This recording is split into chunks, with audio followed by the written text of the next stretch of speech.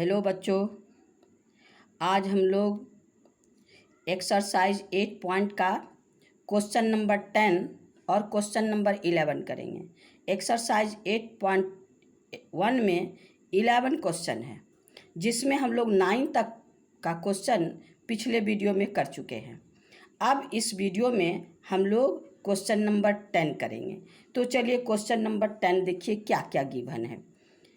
In triangle PQR right angle at Q, ऐसा triangle हमको दिया है जो PQR नाम है उसका, लेकिन Q 90 डिग्री है। एंगल Q क्या है? 90 डिग्री। और PR plus QR is equal to 25। अलग अलग PR QR नहीं दिया है। Sum of PR and QR equal to 25 and PQ is equal to 5 centimetre. एक साइड दिया है PQ इक्वल टू 25 सेंटीमीटर। इस सब के सहारे हम लोग को निकालना determine the value of sine P, cos P and tan P का वैल्यू निकालना है। तो अब इसको निकालने के लिए अब हम लोग पहले ट्रायंगल तो इसमें दिया है, तो ट्रायंगल बनाने की ज़रूरत है। पहले ट्रायंगल बनाइए। ट्रायंगल आपका PQR ट्रायंगल, PQR एंगल यहाँ पर कौन सा देंगे? राइट एंगल एट Q, यहाँ पर Q दे देना है। तब यहाँ पर आप P दे दीजिए, यहाँ पर R दे दीजिए। ये हम लोग का ट्रायंगल बन गया। अब मेरे पास क्या क्या है? Angle side PQ equal to 5, ये PQ 5 दिया है 5 सेंटीमीटर, और QR और PR का सम मेरे पास 25 है। और क्या क्या दिया है इसमें? Angle Q is equal to 90, PQ is equal to 5 centimetre and PR plus QR is equal to 25। PR plus QR, हमको तो तीनों साइड अलग अलग मिलना चाहिए, तब ना हम रेशियो निकाल सकते हैं। तब हम इसको क्या करेंगे?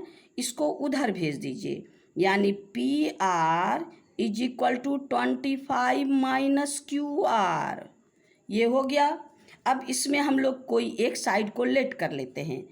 तो ये क्या हुआ? Let QR is equal to X। तो मेरे पास PR क्या है? PR equal to 25 minus X हो गया। अब तीनों साइड में ये मेरे पास QR X और PR 25 माइनस X, तीनों में रिलेशन है। ट्रायंगल, राइट ट्रायंगल के साइड में रिलेशन है। साइड में क्या क्या रिलेशन है? PR square is equal to PQ square plus QR square, ये तो हम लोग जानते हैं। तो अब इसका सबका वैल्यू इसमें रख देंगे। PR मेरे पास क्या है? 25 माइनस X, 25 माइनस X का होल स्क्वायर। PQ मेरे पास क्या है? PQ कहाँ है? PQ तो मेरे पास है 5 का स्क्वायर, प्लस QR मेरे पास क्या है? QR हम लोग लेट किए हैं X, तो ये हो गया X का स्क्वायर। अब इसको होल स्क्वायर में तोड़ेंगे, तो इसको होल स्क्वायर में तोड़ेंगे तो क्या हो जाएगा? A प्लस B का whole square. A plus B का होल स्क्वायर इक्वल टू क्या होता है? आपको A square A plus B का होल स्क्वायर, तो क्या होता है? A square plus 2AB plus B square. तो मेरे पास A के जगह कौन है? A के जगह है 25 माइनस X का होल स्क्वायर, 25 माइनस X का होल स्क्वायर। तो A का काम हमको कौन करेगा? A का काम 25 एंड B का काम X करेगा। तो मेरे पास क्या हो गया? 25 माइनस X का होल स्क्वायर, तो क्या हो गया? A square 25 square plus minus 2AB, 2 into 25 into X अब plus B square X square. तो यहाँ पर क्या हो गया? तो ये 25 का स्क्वायर 625 माइनस 25 2 जा 50X प्लस एक्स स्क्वायर। तो इस तरह से इसके जगह हम लोग इतना लिख सकते हैं। तो चलिए हम लोग इसको इसी तरह से यहाँ काम करते हैं। तो देखिए अब a प्लस बी का होल स्क्वायर, तो ये क्या हो गया आपको 25 का square minus 2 into 25 into X A square minus 2ab plus B square is equal to 5 का स्क्वायर 25 एक्स का स्क्वायर एक्स स्क्वायर। अब एक्स स्क्वायर यहाँ भी प्लस है, एक्स स्क्वायर यहाँ भी प्लस है। इक्वल के दोनों साइड सेम चीज सेम साइन हो तो हम इसको काट देते हैं। तो ये क्या हो गया 25 का स्क्वायर 625 25 टू जा 50x इज इक्वल टू 25। अब इससे हम लोग x का वैल्यू निकाल लेंगे। 625 को इधर भेज देते हैं, minus 50x is equal to 25 minus 625 minus 50x is equal to minus 600। अब ये माइनस और ये माइनस घटा दीजिए। अब मेरे पास क्या बच गया, x का वैल्यू निकालिए। तो 50 यहाँ मल्टीप्लाई है तो यहाँ डिवाइड हो जाएगा, 600/50 हो गया। तो ये इसके तो ये हो गया, इससे कटा दीजिए कैंसिल, तो हो गया 12 5 जा 60। तो x इज इक्वल टू मेरे पास क्या मिल गया 12 मिल गया, x का वैल्यू मिल गया। इसका मतलब क्या मिल गया हमको, QR का वैल्यू मिल गया, यानी QR का वैल्यू 12 मिल गया। अब मेरे पास क्या है, आपको PR का वैल्यू निकालना है। तो PR इज इक्वल टू क्या है 25 minus X. PR equal to 25 minus X, 25 minus X. तो मेरे पास 25 एक्स का वैल्यू कितना निकाले हैं 12, एक्स का वैल्यू 12। तो इसको माइनस करेंगे तो ये हो गया आपको 13। इसका मतलब आपका PR हो गया 13। अब ट्रायंगल का तीनों साइड मिल गया। तो अब तीनों साइड मिल गया तो हम सब चीज़ निकाल सकते हैं। अब हमको निकालना क्या क्या है, पहले साइन P। अब P का साइन का फॉर्मूला P/H। अब देखिए एंगल P के लिए परपेंडिकुलर कौन होगा, QR। एंगल P के लिए perpendicular QR by hypotenuse PR। अब दोनों का वैल्यू तो हमको पता है 12/13। एक आंसर निकल गया। अब मेरे पास कौन है cos P। cos P, cos का formula B/H, base by hypotenuse. अब P के लिए बेस का काम कौन करेगा, P के लिए बेस का काम PQ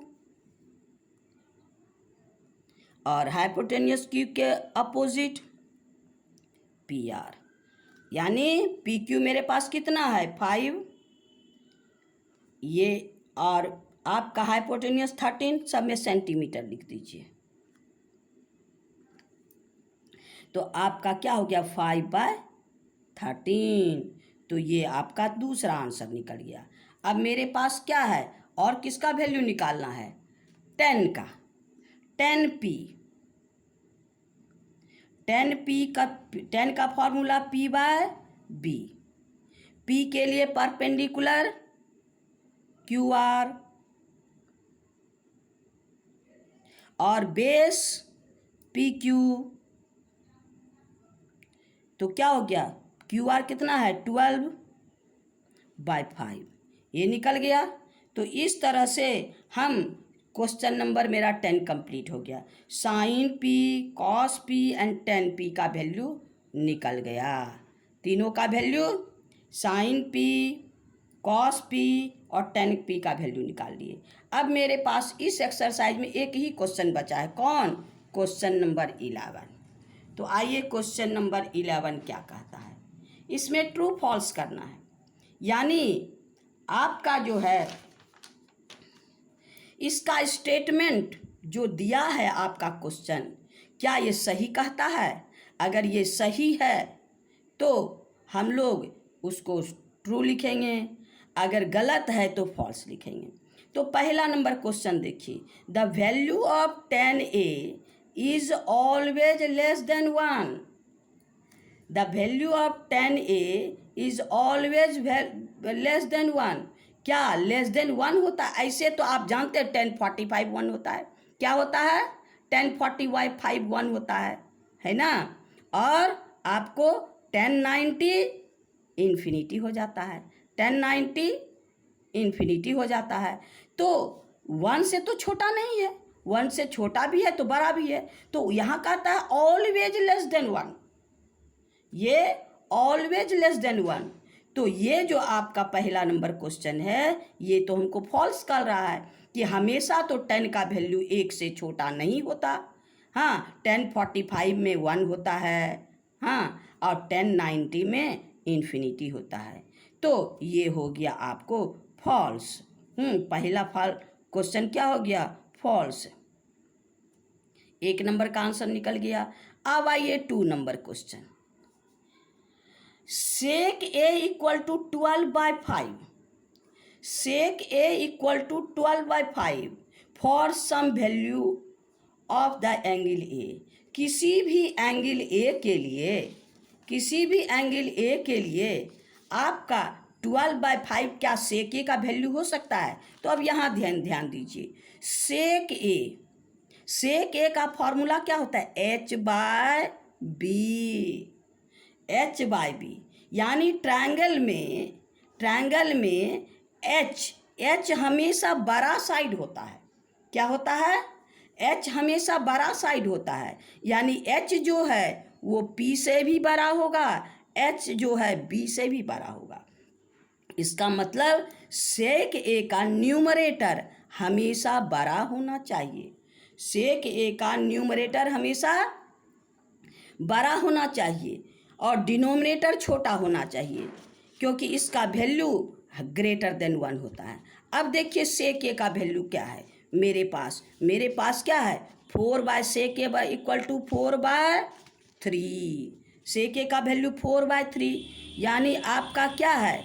4 इज ग्रेटर देन 3, 4 बड़ा है 3 से। तो जब h हमेशा b से बड़ा होता है तो h का काम यहाँ कौन कर रहा है? 4 कर रहा है।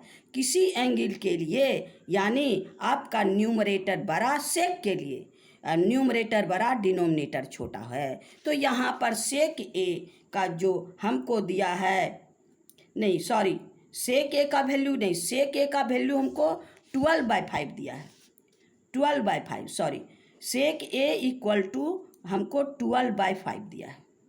Question number 2। तो 12 आपका ग्रेटर है 5 से, तो यहाँ हाइपोटेन्यूस का काम कर रहा है। 12 is greater, therefore it is true. हाँ, तो ये हो गया आपको ट्रू हो गया क्वेश्चन नंबर 2। अब आइए क्वेश्चन नंबर 3। क्वेश्चन नंबर 3 क्या कहता है? cos a is a abbreviation used for the cosecant। cosecant नहीं, cos का फुल फॉर्म क्या है? cos का फुल फॉर्म है कोसाइन। क्या है? कोसाइन। ये कोसाइन किसी भी एंगल के कोसाइन का इंडिकेट करता है। तो इसका मतलब क्या है? ये भी फॉल्स है। आपका 3 नंबर भी, ये आपका एंगल का जो ये चीज़ दिया है ये आपका फॉल्स है, यानी आपका ये भी हो गया फॉल्स। हाँ, 3 नंबर फॉल्स। अब आइए 4 नंबर। 4 नंबर क्या कहता है? 4 नंबर में कहता है cot A is the product of cot and A। cot A is the product of cot and A। ये दोनों प्रोडक्ट नहीं है। cot A is the product, यहाँ है cot A, इसको cot इंटू A नहीं लिखते। A के बिना cot का वैल्यू नहीं होता। cot A तो रेशियो है, कॉट एक क्या है? रेशियो है। किसका किसका रेशियो? बी और किसी ट्रायंगल में बी और पी का रेशियो है। ये कॉट और ए का प्रोडक्ट नहीं है। एंगल ए के लिए किसी भी ट्रायंगल में एंगल ए के लिए पी और बी का रेशियो है। ये है कॉट ए क्या है? पी और बी का रेशियो है। ये कॉट और ए का प्रोडक्ट नहीं है। तो इसका मतलब ये भी आपका फॉल्स हो गया। 4 नंबर